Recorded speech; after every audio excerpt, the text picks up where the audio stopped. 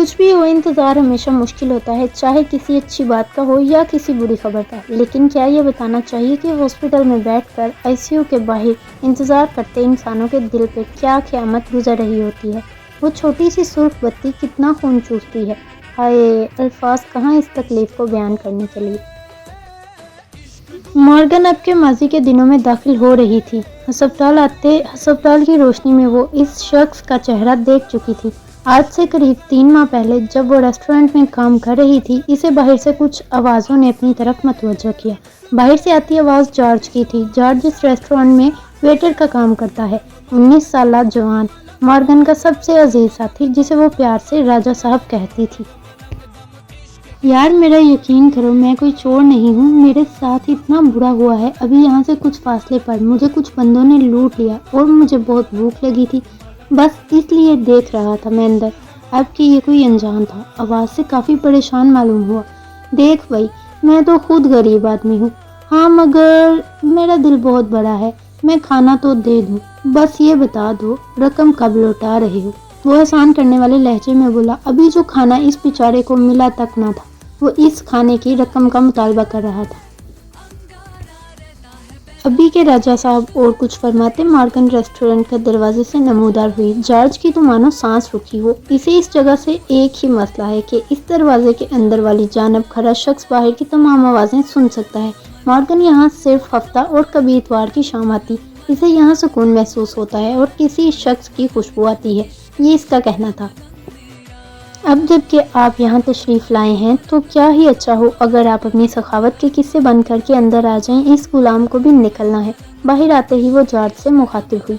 اب کہ وہ سب اندر تھے، جارج اور وہ اجنبی شخص ایک میز، جب کہ مارگن اب کچن میں تھی۔ جارج ایک آنکھ سکھارتے اس شخص کی طرف جھکا۔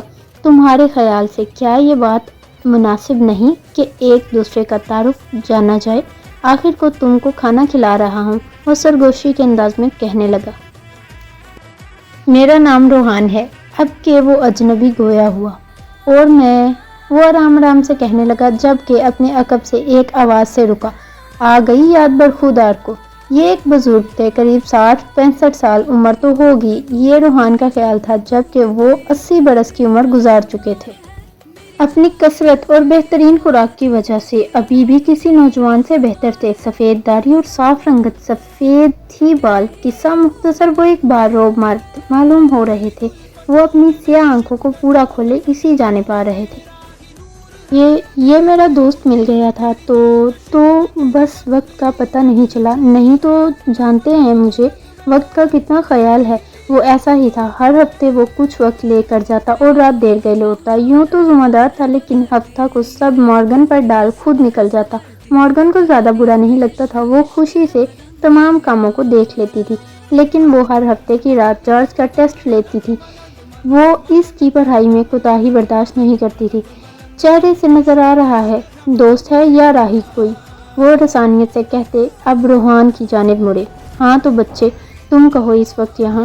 روحان نے طوطے کی طرح اپنے ساتھ ہونے والا واقعہ سنا دیا، کیسے اس کے تمام سامان کو لوٹ لیا گیا اور وہ اب وہاں کیسے بیٹھا تھا۔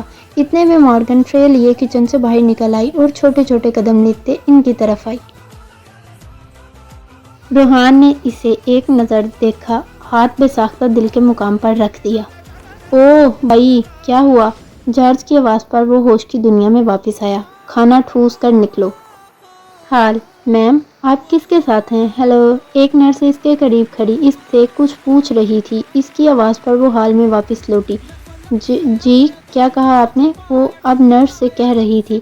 وہ اب ٹھیک ہے، فکر نہ کرو، تم جاؤ۔ نرس کو جانے کا کہہ عافیہ نے جیسے الفاظ نہیں سکون دیا تھا اسے۔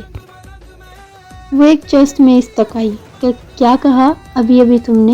وہ بس جیسے یقین کرنا چاہ رہی ہو وہی جو تم سن چکی، اور بس اب مجھے بتانا ہوگا تمہیں۔ آخر کو دوست ہوں اور اب تو میری نوکری بھی خطرے میں ہے تمہارے کرم سے۔ عافیہ خفگی سے بولی۔ سب سے بات کر لو اور ان سے پوچھ لو منہ بند رکھنے کا کیا لیں گے، اور کسی چیز کی امید نہ رکھو۔ وہ بھی اپنے نام کی ایک تھی، وہ پرسکون تھی اور وہاں سے نکل چکی تھی۔ اب وہ اپنی گاڑی میں تھی اور ہوٹل کی عمارت کے سامنے۔ لاہور وہ کسی سے ملنے آیا کرتی ہے اکثر، اس بار بھی بس اس لیے ہی آئی تھی۔ یہ جو ہوا وہ پہلے بھی دیکھ چکی تھی، اور اس بار کچھ اگر بدلا تھا تو وہ یہ کہ کسی کو گولی لگی تھی، لیکن اب وہ ٹھیک تھا، مطلب سب ٹھیک ہے۔ ہوٹل کی سیڑھیوں سے اوپر آؤ تو بائیں جانب تیسرا کمرہ اپنی مثال آپ تھا۔ دروازے سے کچھ آگے قریب 7 قدم لو تو سامنے بائیں جانب king size bed, 7 side table اور اس پر ایک لیمپ، 7 بڑی انگلش کتابیں اور ایک پانی کی بوتل۔ اب یہاں سے دائیں طرف دیکھا جائے تو ایک فل سائز ڈریسنگ میرر، ساتھ ایک گول میز جس کے اطراف میں 2 کرسیاں تھیں، اور سامنے ایک فل ونڈو جس پر ابھی پردے گرا رکھے تھے۔ وہاں سے اب بیڈ کے سامنے دیکھو تو ایک الماری، سیاہ بالکل کمرے کے پینٹ جیسی، گول میز سے کچھ فاصلے پر ایک دروازہ جو کہ واش روم ہے، اور باقی دیواروں پر مختلف قسم کی پینٹنگز جو ظاہر کر رہی تھی کہ اس کمرے کے مالک کا ٹیسٹ ان چیزوں میں کافی اچھا ہے۔ مارگن دروازہ کھول اندر داخل ہوئی اور اپنا لانگ کوٹ بیڈ کی طرف اچھالا اور خود واش روم میں گھس گئی۔ کچھ دیر بعد جب وہ لوٹی تو چھوٹے بال گیلے تھے جن کو وہ تولیے سے خشک کر رہی تھی۔ وہ کافی فریش لگ رہی تھی۔ ایک ہاتھ سے بال خشک کرتے دوسرا ہاتھ بڑھا کر کھڑکی سے پردوں کو ہٹایا اور شیشے کے آگے کھڑی ہو گئی۔ کچھ وقت یہی عمل کرنے کے بعد وہ بیڈ پر گرنے والے انداز میں لیٹ گئی۔ نیند تو کہیں دور بھی نظر نہیں آتی تھی، اور وہ ایک بار پھر ماضی کی وادیوں میں چلی گئی۔ ماضی کشمیر پوائنٹ پر موجود فوڈ کاٹیج ریسٹورنٹ چھوٹا لیکن خوبصورت ہے۔ 7 ٹیبل، ہر ایک کے گرد 5 افراد کے لیے کرسیاں تھیں۔ یہاں آس پاس کے امیر ترین لوگوں کے بزرگ ہی زیادہ تر آتے، جن کے بچے ان کو وقت نہیں دے سکتے تھے، لیکن کچھ راہی بھی آتے جاتے رہتے۔ مختصر یہ کہ مصروف جگہ ہے۔ یہاں کی سب سے خوبصورت چیز اس ریسٹورنٹ میں موجود ایک کمرہ ہے۔ اسے چھوٹی لائبریری کہا جا سکتا ہے، جس میں درمیان میں ایک لکڑی کا ٹیبل، ایک ہی شخص کے لیے ایک صوفہ جو نیلے رنگ کا ہے، اطراف میں ریکس ہیں جن میں سے 2 دیواروں کے ریکس لدے ہوئے تھے، جبکہ ایک بالکل خالی اور ایک کے اوپر والے 3 حصے بڑے پڑے ہیں۔ کوئی اس جگہ کو دیکھ لے تو سمجھے اس کا مالک کافی شوقین ہے پڑھائی کا۔ بات مناسب ہے، لیکن ذرا غور سے دیکھ لو تو معلوم ہو جائے گا کہ یہ سب ناولز ہیں۔ اب ذرا یہاں سے نکل کر باہر آؤ تو ایک میز پر 2 بزرگ آپس میں بحث کرتے نظر آتے ہیں۔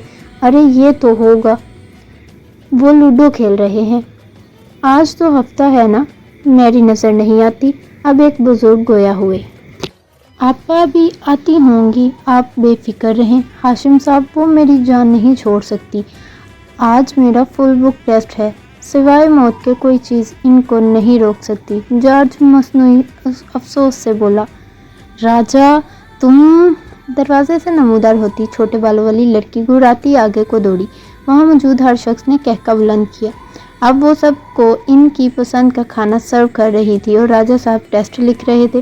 سچ ہی تو کہا تھا بیچارے نے، اس کی پڑھائی کا ذمہ مارگن نے لے رکھا تھا۔ جب وہ پاکستان اپنے باپ کے ساتھ آئی تو ایک رات یہ بچہ روڈ پر مارے سردی کے کانپ رہا تھا۔ مارگن 7 سال کی تھی اور وہ بچہ قریب 4 سال کا۔ اس کی ضد کی وجہ سے نثار صاحب اسے ریسٹورنٹ لے آئے، اور جلال میاں، وہ بزرگ جو اب بھی اپنی عمر سے کافی کم لگتے ہیں، کے ساتھ رہنے کی ہدایت کی اور ان کو اسے ساتھ رکھنے اور دیکھ بھال کی ذمہ داری دی۔ تب سے مارگن بڑی بہن بنی ہوئی ہے۔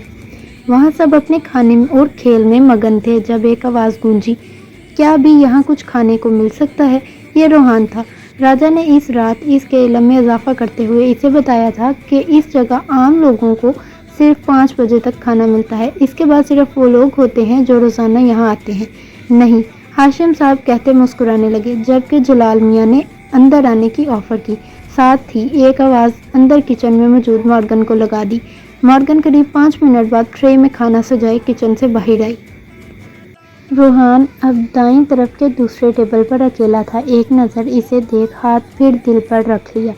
شی ڈرائیوز می کریزی، وہ بے بس معلوم ہو رہا تھا۔ وہ سیدھا چلتی اس کے قریب میز پر کھانا رکھ چکی تھی اور ساتھ ہی اسے اشارہ کیا کہ اب وہ ہاتھ ہٹا سکتا ہے۔ ظاہر ہے کہ وہ یہ سب نوٹ کر چکی تھی۔ وہ مسکرائی نہیں، اس کا چہرہ بے تاثر تھا۔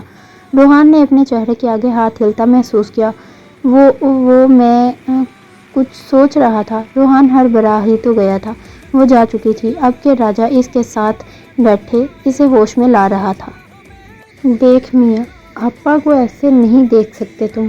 वो जो है ना मेरी आपा हैं, यू नो बहन, और तुम मेरे मखरूज, और अब मेरी बहन को दीदे फाड़ फाड़ कर देख रहे हो। मेरी गैरत अगर खामोश किए बैठा हूँ तो एक वजह है, ये है कि मेरी बहन मर सकती है लेकिन शादी नो नो नो नो। और अगर तुम चक्कर चलाना चाहते हो तो मैं बताना पसंद करता हूँ कि मेरी बहन को मुसलमान मर्दों से नफरत है। वो शैतानी हंसी बातें कहता रहा। रोहान के जहन में तो बस एक बात चिपक कर रह गई, मेरी बहन को मुसलमान मर्दों से नफरत है। दूर खड़ी मेरी भी ये सारी बातें सुन रही, चेहरे के तासुर ज़ाहिर कर रहे थे कि वो ऐसा ही चाहती हो। नेक्स्ट पार्ट आपको बहुत जल्दी मिल जाएगा। सब्सक्राइब ज़रूर करें, लाइक शेयर भी करते रहें और ज़रूर मुझे अपने कमेंट से बताएं कि स्टोरी आपको कैसी लग रही है। Thank you so much. अपना बहुत सारा ख्याल रखें। अल्लाह हाफिज़।